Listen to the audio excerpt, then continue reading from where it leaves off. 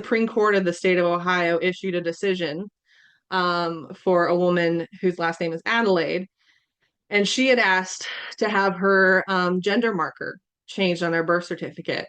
And the Supreme Court not only said no, they said we don't even have the right to decide that. The state of Ohio has said you can correct a birth certificate if the information at the time of the birth was wrong, but you can't amend a birth certificate. There's no legal status in our law saying that you can.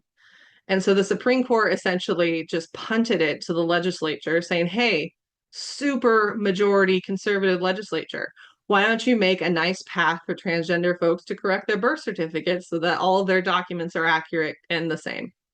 Or individual county court probate judges, you get to make a case by case determination about whether or not you are going to amend these birth certificates to accurately reflect the gender of the person.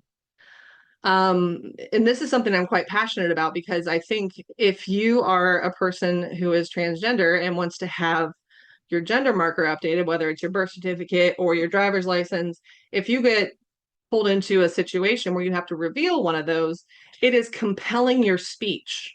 So it's a free speech violation because, but for this information being on those documents, the officer you're across from at a speed stop or the person at a hospital would not know your transgender status. And so these consistently come before the courts, and these consistently get differing opinions depending on which court you're in. And finally, the Supreme Court of Ohio has just completely said it's not our problem. We don't even have the right to hear this. The legislature needs to make a change.